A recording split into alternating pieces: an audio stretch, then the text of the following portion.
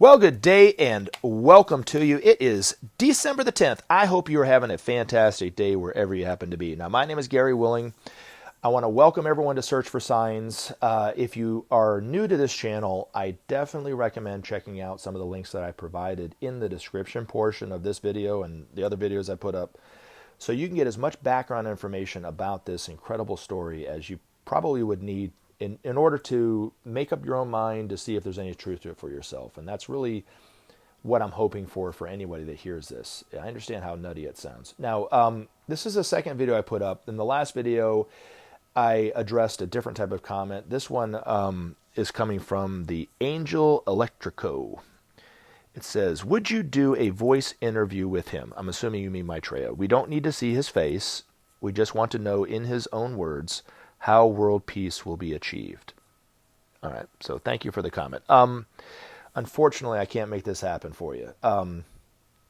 You'll just have to wait for the time when you recognize Maitreya on TV and hear it from him. But if I might add, it might not be any consolation to you what I'm about to say, but Maitreya said years ago, without sharing, there could be no justice. Without justice, there could be no peace. And without peace, there could be no future. Those are his words on how peace will be established. Again, I understand it's not coming from him personally. Eventually, we will all hear it and understand who it's coming from, but he'll be saying the same thing for humanity to look at and hopefully take his suggestion and create peace that way. Now, the one thing that I want to talk about, how I believe what he's saying is true, that sharing alone, and he says that the only way to create peace is to share, for the nations to share, okay, is I've offered forth some historical evidence of what he's saying is true based off the Marshall Plan. And, I just talked about the links that you can look at to kind of see if there's any truth to this. One of the links that I provided was a YouTube video about the Marshall Plan. So you can see historically that it did happen. You can go to Wikipedia, you can read about their Marshall Plan. Now, the thing about the video that I put up, it was just a kind of a general historical view of it. They don't talk about how it did really create peace in the way that I think that it did, okay? But I want to kind of talk about it and see if this might help you in a way. Okay, so the Marshall Plan, according to the video that's in the link, was put forth by the Truman administration right after World War II as a way of stopping the communist wave across Europe. That's really what they're saying that was the foreign policy, that maneuver that they put it out, and that it was their intention of doing it. Whether it was or not, I'm not going to belabor that point. But the Marshall Plan was a suggestion that the Secretary of State, George C. Marshall, put forth for the Truman administration. And according to the masters, his intention was that if the United States did not step in and help Europe right after World War II, because a lot of the governments were destroyed, their infrastructure was destroyed and so forth, that if left alone to try to rebuild on its own, it could create a whole other Third World War. And at this point in history, the United States had already developed the nuclear bomb, as well as the Russians. And it could create a nuclear standoff or even worse, nuclear holocaust. And the nuclear bombs that they had available to each country at the time are tiny and babies compared to what we have today. But that's what his intention was, according to the masters, to get it done. And he went to Truman and the Truman administration, and they agreed to do this, which is incredible that they did. They took an inventory of the excesses that the United States had in reserve that they weren't using. And they then decided to give it freely to Europe, whether it was wood, metal, concrete, clothes, food, whatever it happened to be, that they could give freely to Europe for them to rebuild their nations. And the Europeans did that. It took about 3 or 4 years. They rebuilt their nations, and they started to give excesses back, what they created, back in payment for what they took. That is the Marshall Plan done in a very, like in a microcosmic kind of way, amongst a few nations and in a limited amount of time. Now, what Maitreya is advocating is that we need to do this globally amongst every nation and ongoingly. Now, here's where this is where I think that it's important for us to look at the principle of sharing and why it's so important, and can it bring about peace? Well, the nations that participated in the Marshall Plan in the 50s,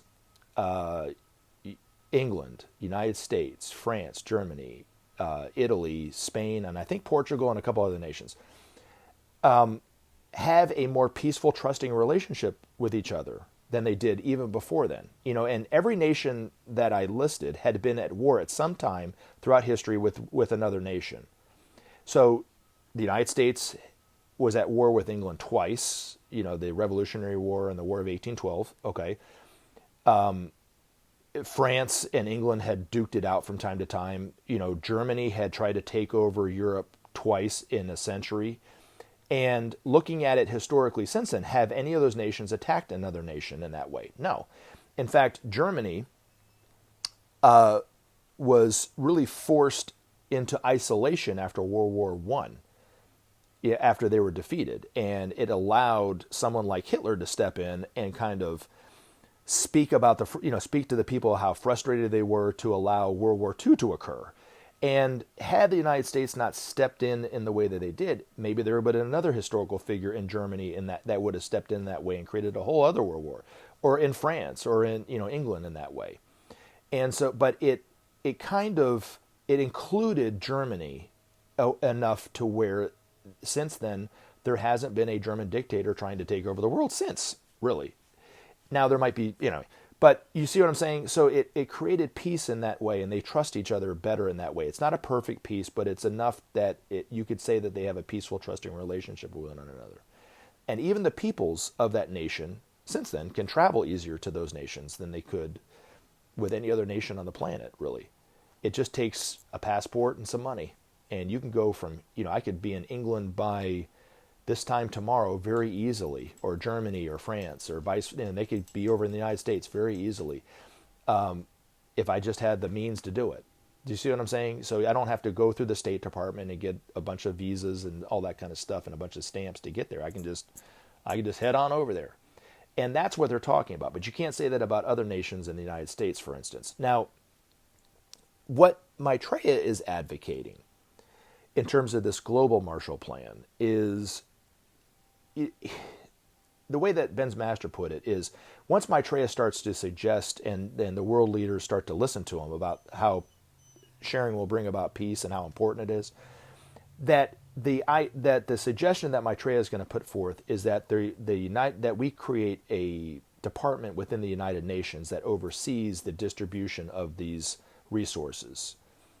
And it will eventually be headed up by a master who's uncorruptible in this way and doesn't need to take bathroom breaks or anything like this and can work 24 hours a day, 7 days a week to oversee this department. But there might be other options that humanity try first that maybe could work but wouldn't be as efficient as that. But that's basically the way Ben's master put it. But the reason why peace is so important, and the first is the most obvious, is that according to the masters, there are skirmishes and little battles between countries and even within countries in some areas that could escalate enough to where it creates a nuclear war between either those two nations or other nations and would destroy all life on this planet. There wouldn't be a single person that would survive. No man, woman, and child, no animals, no plants, nothing. All life on this world would be gone for eons and eons and eons, if that were allowed to occur. And there's always going to be a threat about that until humanity put aside war forever. And the only way to really do that is to create the principle of sharing. Now, the other one, we talk about this too, is one of the biggest priorities of Maitreya, if not the biggest, is in terms of saving our planet.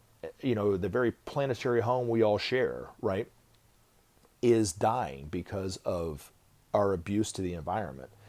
And it will take nations working together and trusting one another in order to solve the environmental problem. It can't just be a few nations here or there that do it and then it's going to be all good for everybody else. Every nation has to participate in it. So it's going to take some trust and some justice amongst these nations in order to get that done. And according to Maitreya, the only way to do that is to share these resources. That's why sharing is so vitally important. So hopefully that kind of helps. And I'm sorry I can't work it out to where you can hear it in his own words. But if I might make a suggestion in the meantime, until you recognize Maitreya on TV, if you go to Share International, okay, you can read messages from Maitreya. You can actually see interviews when that Benjamin Creme did, or hear them when if it was a radio interview, when he was overshadowed by Maitreya. And Maitreya says things like, all will be well, all manner of things will be well. He knows without a doubt that humanity is going to pull it out in the end. It might look like it's not, but we are. He has complete faith in the hearts and minds of humanity because he knows that the truth that he speaks about sharing, about peace, about justice, about oneness and unity resides within the hearts of every single person on this planet without exception.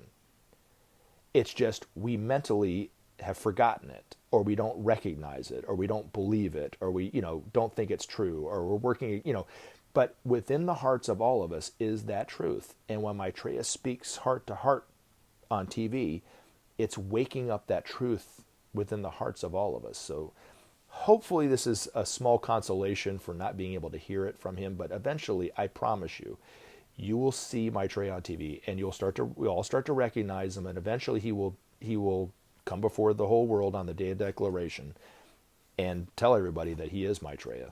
And then, but anyway, hopefully between now and then, this will have to suffice, I guess. But thank you for the comment. Remember to take action and help SOP save our planet. Thanks for listening, and we look forward to talking to you again in future videos.